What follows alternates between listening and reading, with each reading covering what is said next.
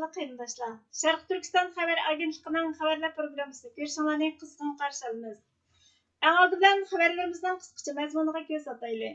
Sharq Turkiston surgunda hukumatining Amerika Majlisiga maktub yo'llab, Sharq Turkistonning besilingan davlat ekanligini e'tirof qilishni talab qilganligi matbuotlarda xabar qilindi. Sharq Turkiston surgunda hukumati Amerika Tashqi ishlar ministrligidan Suriyadagi kamplarda turayotgan Uyg'ur ayol bolalarni qutqizishni talab qildi.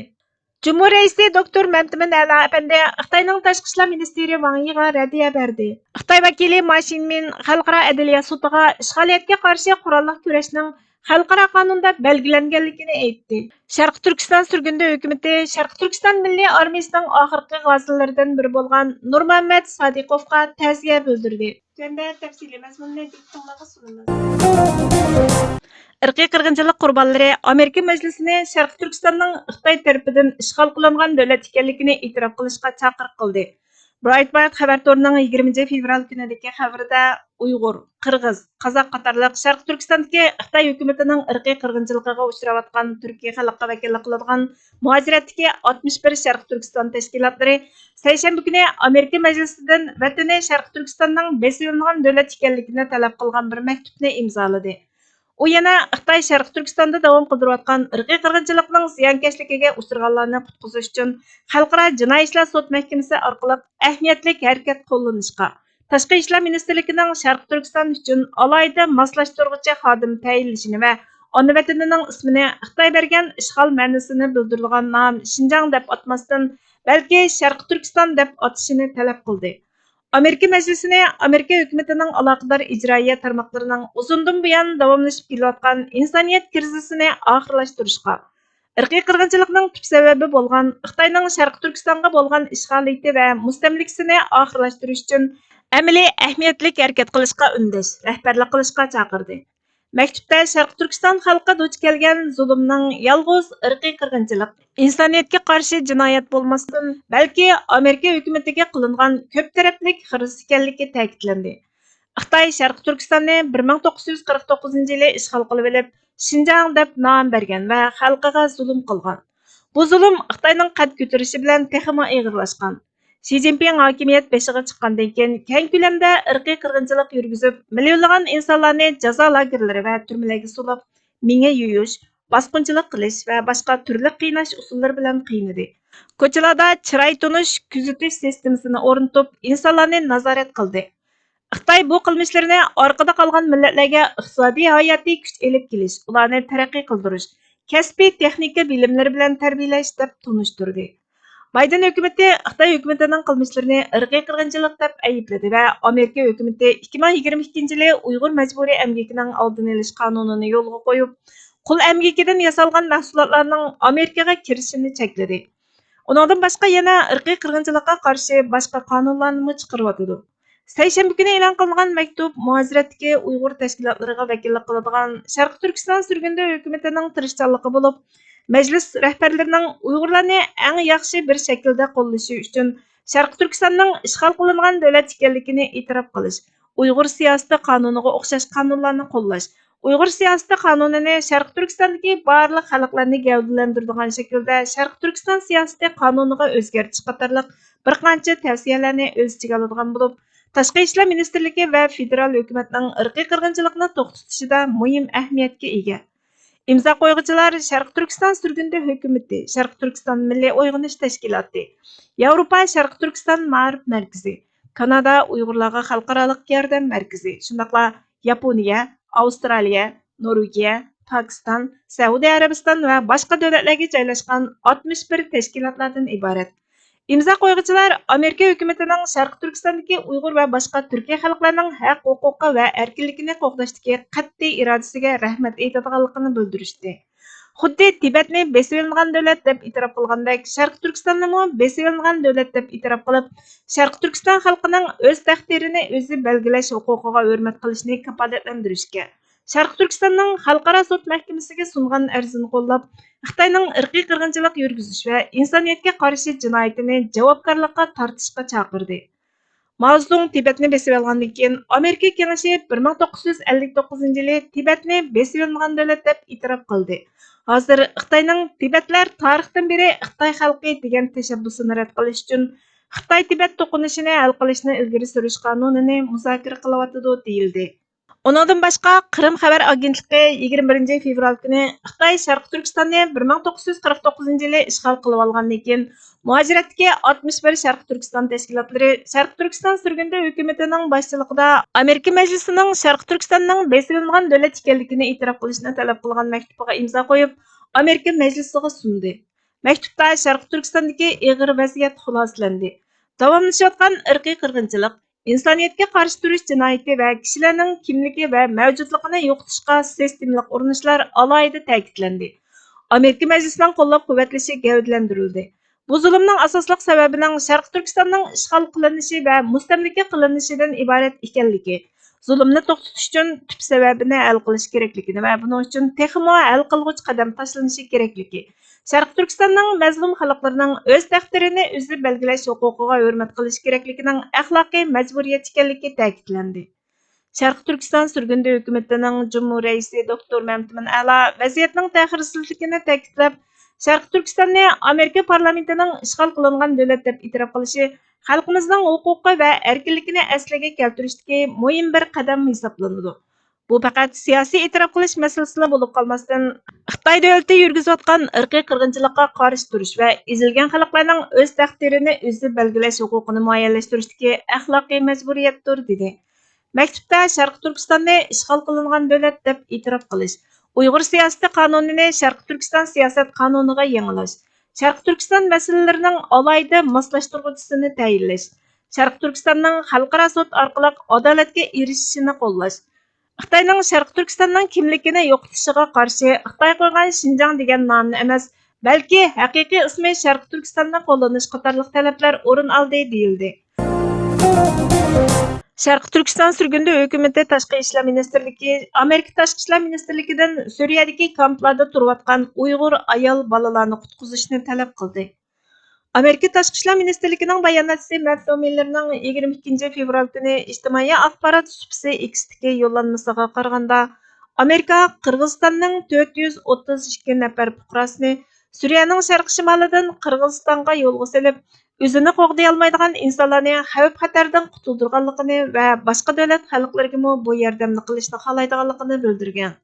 Sharq Turkiston surgunda hukumatining tashqi ishlar ministri Salih Xudoyor apandi Sharq Turkiston surgunda hukumati Amerika tashqi ishlar ministrligidan Suriyaning sharqiy shimolidagi Al-Hol kampda turayotgan vatanidan ayrilgan beguna 423 nafar Uyg'ur ayol va 1600 nafar Uyg'ur bolasini bexatar 3-bir davlatga o'rinlashtirishni va aslidagi sog'lom holatiga qaytishiga yordamda bo'lishini talab qiladi.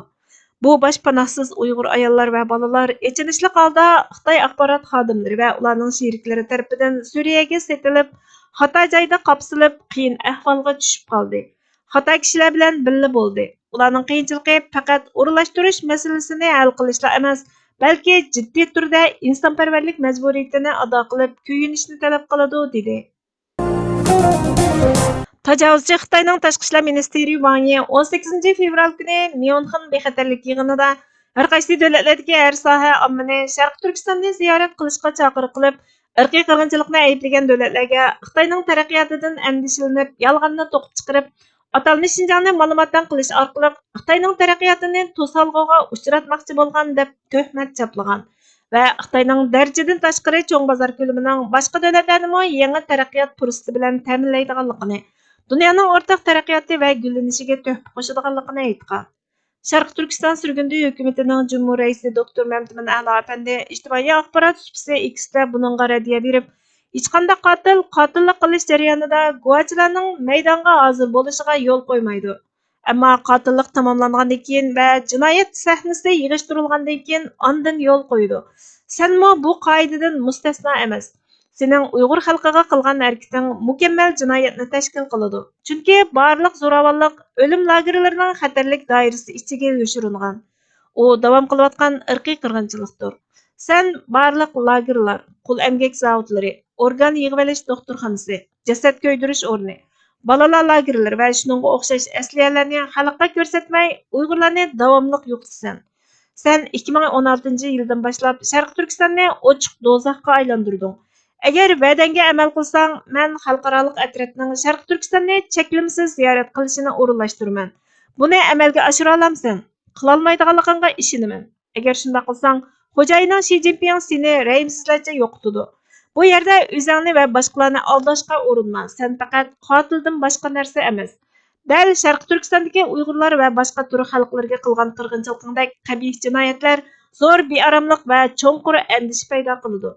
Qo'li qonga bo'yalgan, so'zi yolg'onchilik va aldamchilikdan boshqa narsa emas. Xitoyning o'zini taraqqiy qilgan yoki gullangan davlat sifatida ko'rsatishi samimiyatsizlikdir. Begunoh kishilarga irqiy qirg'inchilik qilish kishilik huquqqa og'ir daxl taruz qilganlik. Har qanday pul yoki taraqqiyot va'dasi bu vahshiyliklarni yo'shira olmaydi. Qotil taraqqiyot yoki gullanishning qanday bo'lishidan qat'iy nazar yanada qotildir. Dunyoga sunilgan yolg'onchilikning orqasiga yoshinib olsangmi, bu jinoyatlarning realligidan qochib qutula olmaysan. Sodir qilgan jinoyating uchun oxirgacha javobgarlikka tortilsan dedi. Xitoy vakili Ma Shinmin 22 fevral kuni Birlashgan Davlatlar Tashkiloti yuqori sud mahkamasida xalqaro adliya sudiga ishg'oliyatga qarshi qurolli kurashning xalqaro qonunda belgilanganligini aytgan. Sharq Turkiston surgundi hukumati buningga ijtimoiy axborot supsi X'da inkas qaytirib, boshqacha qilib aytganda, bu Xitoyning ishg'oliyati ostidagi Sharq Turkistondagi Uyg'ur va boshqa tur xalqlarining Xitoy tajovuzchilarining ishg'oliyati, mustamlikasi va irqiy qirg'inchiligiga qarshi qurolli kurash qilib, mustaqillikni asliga keltirish huquqining borligini isbotlaydi dedi. Cumhur raisi doktor Mamtimin A'lo apandi, buni bilib qolganimiz yaxshi bo'ldi. Xitoy ishg'ol qilingan davlat xalqining tajovuzchilariga qarshi turish huquqini e'tirof qiladi va qo'llaydi. Biz chuqur o'xshash prinsipning bizga mos keladiganligini Xitoyga eskartishimiz kerak. Sharq Turkiston xalqining Xitoyning ishg'oliyatiga qarshi turish huquqi bor. Bizning ko'rishimiz terrorlik emas, balki o'xshash xalqaro qonunlar bo'yicha Xitoyning mustamlikasidan qutulish qonunliq ko'rishidir. O'xshashlar xalqaro adliya sudi xalqaro qonunlarga asosan bizga o'xshash ishg'oliyat va mustamlikchilik tizimidagi boshqa millatlarning yo'lliq tashabbusini tarafsiz baholashi va tasdiqlashi kerak. Hamma odamga teng qo'llanilmaydigan qoida emas, balki tanlangan aldamchilikdan iborat dedi. Vatanimiz Sharq Turkistonda 1944-yili portilgan milliy mustaqillik ko'rishimiz uchun qurol ko'tarib jangga qatnashgan va Sharq Turkiston milliy armiyasining oxirgi g'ozilaridan biri bo'lgan Nurmuhammad Sodiqov akaning 2024-yili 17 fevral kuni 96 yoshida Qozog'istonda vafot bo'lganligidan kechikib xabar topdik. Marhumning namozi Qozog'istondagi Uyg'ur jamoati tomonidan tushirilib, Qozog'istonning Olmaota shahrida dafn qilingan.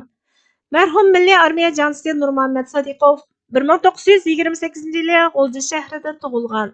1944-yili G'o'ljida qo'zg'algan mustaqillik urushiga fidoyi bo'lib qatnashgan. Keyin milliy armiya ozodlik komandiri Mirzagul Nasirovning qo'l ostida xizmat qilgan. Milliy armiya tarqitib etilgandan keyin 1962-yili Qozog'istonga ko'chib kelib, Olmaota viloyatining To'rgin yezasiga yerlashgan.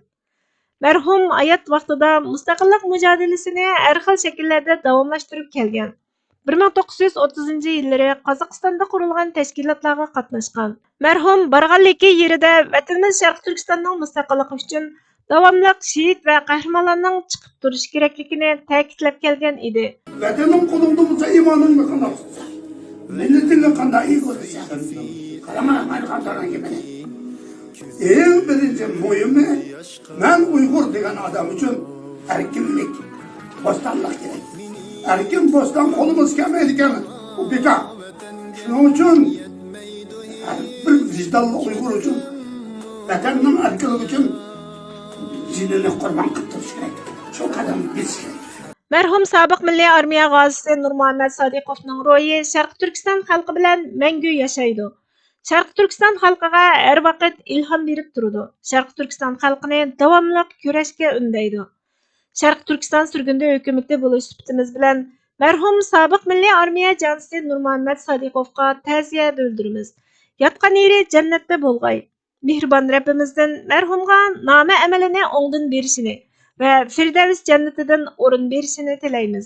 Shuningdan birga barliq oila tavobatlarga sabr tilaymiz.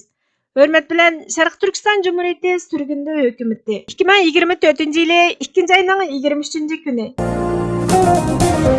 Sığınış. Abduri Memtili Tevfik. Ana yurtdan kettim yirakka, yürüdüm yirakta gamdimen. Yegüdek aşnan qini, ıssık soğaqta dengdimen. Qaldı el yurt, qaldı tarım, qaldı ili zerepşan. Ushbu vatan g'imida ko'nglim mening perişan. Nega barsam kamsitish, vatansiz deb ataldim. Tutqun bo'lib har joyda turmalarga qamaldim. Vijdoni ham iymoni yo'q, bek xo'jam har joyda bor. Qag'i quzg'un xon vatanda yozdimu bo'lmas bahor. Көз ешім ямғыр болып, ақар күнде тоқтамай. Бұлаң талаң болған вәтәнде, мән тәвпіқ қанда қылай. Ей, вәтінім, ғәмгүзарым, мехрибаным, аны ер. Алімімде тәңдайсыз, шәріқтікі бір гөһәр. Hər günün ötdi bəxtsiz, bu qarang'u zulmətdə. Fən bilimni tərk etib, yattın uyqu qəflətdə. İstütək içrə qaldı, əlvətən hali xarab. Pərz əməz naxşısaz bizgə, satar sunay, tuttar ravab. Ey vətənim, baylığım, köngül şadi yaylığım. Sen üçün pida oğul mən, təxtim sana barlığım. Bugün xəbərlərimiz bu yerdə axırlaşdı. Bizga vaqt ayırğanlar üçün köpdən köp rəhmət. Kelər qıtımqı proqramımızda görüşkəcə Allah'a amanet bolğaysızlar.